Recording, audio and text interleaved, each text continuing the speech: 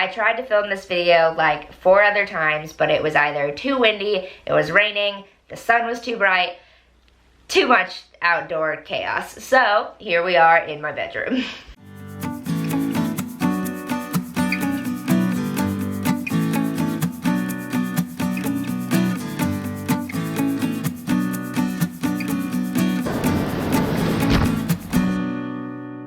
Hi everyone, welcome back to my channel. My name is Josephine and this is Joe on the Go. Today we are in Wrangell, Alaska, which is actually my hometown. I moved here about 7 years ago and did all of high school here, so I have lots of friends, family, and relatives, and I come back about twice a year. So I've now been here for 3 months due to COVID-19 and quarantine, and figured what better time to film a video on my 10 favorite places to go in Wrangell, Alaska. Wrangell is a small island in southeast Alaska. It has about 2,400 people and is known for its commercial fishing. So there are 2 ways to get here, by boat or by plane, because we're an island. So there are 2 flights a day into Wrangell. They are commercial Alaska Airlines flights. One is from Anchorage and one is from Seattle, and they island hop to all the different islands in southeast Alaska on their way to Wrangell and then continue on. There are also small private planes that you can take from different islands and different places in Alaska, but more commonly people will take the commercial flights. In terms of boats, you can either take a cruise ship, a private boat, or a ferry. So there's a big ferry system here, but it is currently lacking funding by a lot and also not running due to COVID-19. But those ferries come from Seattle, Bellingham, and different parts in Canada, and a lot of people will use them to get cars here, or if they would prefer to do that then fly. It's about a 2-day ferry from Seattle. In terms of cruise ships, we get cruise ships every summer. The biggest cruise ship we get is about 700 people. The cruise ships usually come in here, stay for the day, and then leave, so they don't even overnight here. If you come in on a cruise ship, you'll probably see about 3 or 4 places on this list, and that'll be it. So if you come on your own, chances are you're probably going to stay for at least a week because it's kind of expensive here and hard to get around Alaska really easily. So we have one nice hotel. It's called the Stikine Inn, and they also have a restaurant and a coffee shop. It's located on the water with beautiful views. On top of that, we also have a couple Airbnbs and a couple bed and breakfasts around. Before we start, Wrangell has one freeway. It goes from town to about 14 mile, and every mile there's a different mile marker. So if you hear me say 3 mile or 8 mile, that means it's that far out the road around that mile marker. Another thing is that the weather has been super bad lately, so a lot of this footage is in the clouds, which I apologize for, but that's honestly Alaska. The last 6 weeks it's pretty much been raining the whole time. Usually during this time we get a little scattered sun here and there, but right now it's not.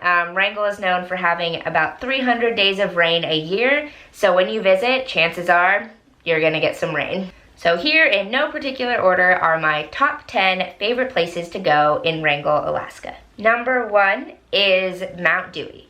So Mount Dewey Trailhead is about a 10-minute walk up from the cruise ship dock and downtown Wrangell, and from there it's about a 40-ish minute round trip hike walk to a beautiful lookout. So it's mostly stairs and boardwalk, and once you get to the top you have a beautiful view of the whole town of Wrangell. So if you're just coming in off the cruise ship or you're just in town for a little bit, this is a perfect, super easy hike to get up to and just see all of Wrangell.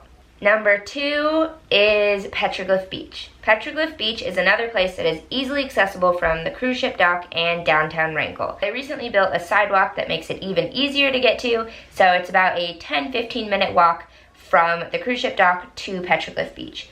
Once you're there, there's a beautiful lookout and a boardwalk that you can read all about the old petroglyphs, and then if you go at low tide, you can scope around the rocks and see some of the petroglyphs that are still on the rocks there. So definitely check that out if you're only in Wrangell for a little bit.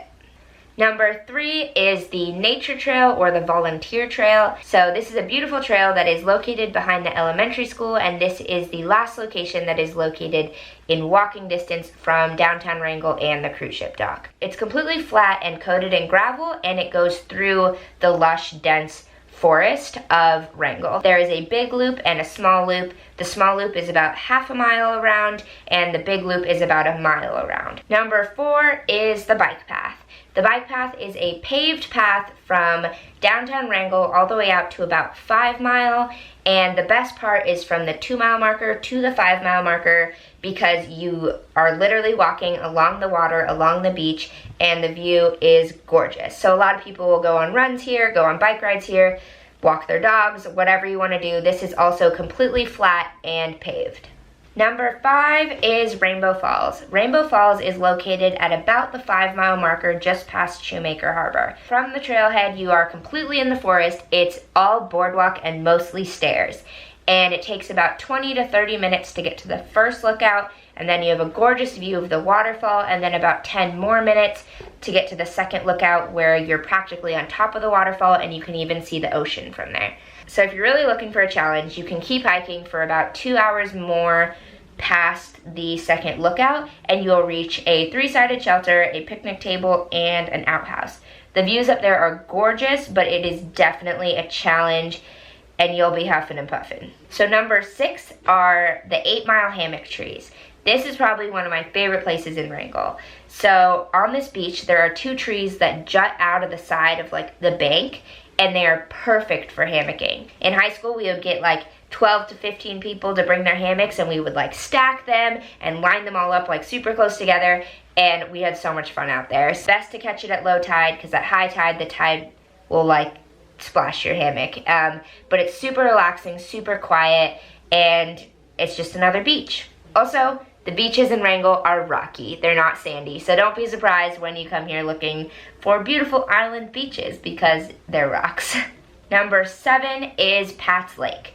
At about the 10 mile marker, there is Pat's Lake, which is a beautiful lake with a bunch of little pullouts around it that people can go camping. In the winter, if it gets cold enough, it'll completely freeze over, and people like to go ice skating, ice fishing, and even bring their 4-wheelers out there. So it's a beautiful lake, and definitely something you want to see if you have a car and you're able to drive out there. Number 8 is Sandy Point. So Pat's Landing is located right across the street from Pat's Lake, and Sandy Point is about a 10-minute walk from Pat's Landing. So once you're at Pat's Landing, you just walk down the beach for about 10 minutes, and then it opens up to this beautiful beach, super secluded from the road, from more people, and usually if you park a car there, people will just leave you alone and you have the whole beach to yourself. So there's trees that are perfect for hammocking, there's a beach perfect for bonfires, and even a flat stump that you can like put your food on and everything, and it's absolutely beautiful. This is another one that you want to catch at low tide, because once the tide comes up, it completely covers the path and you're going to have to walk through the woods. So be careful about that. Number 9 is Middle Ridge Cabin. Middle Ridge Cabin is the only U.S. Forest Service run cabin that is accessible by car on Wrangell Island.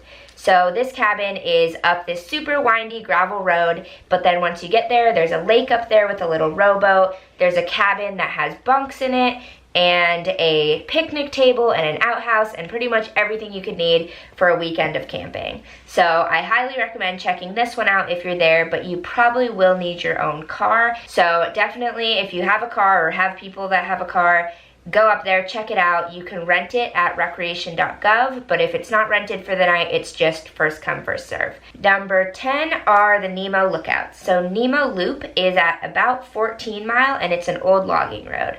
And off the road, there are campsites that all have a beautiful view, and they have a picnic table, some wood, an outhouse, and a fire pit. So this is perfect for camping, hanging out with friends.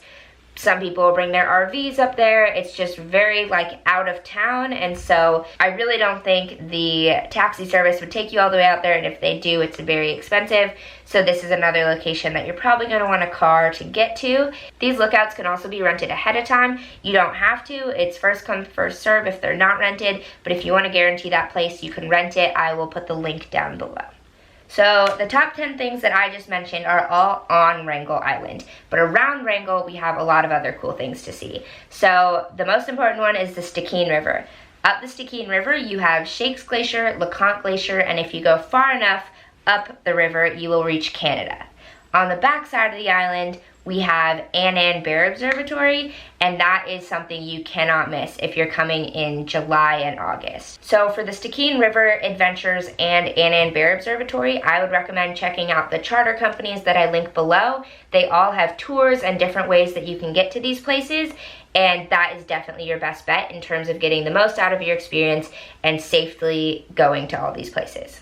I'm gonna link a bunch of different Wrangell resources down below that you can use to plan your trip, book different excursions, rent different Airbnbs, and just make the most of your time in Wrangell, Alaska. If you like this video, make sure you like, comment, and subscribe to my channel, and I will get back to all the comments as soon as I can. See you in the next video.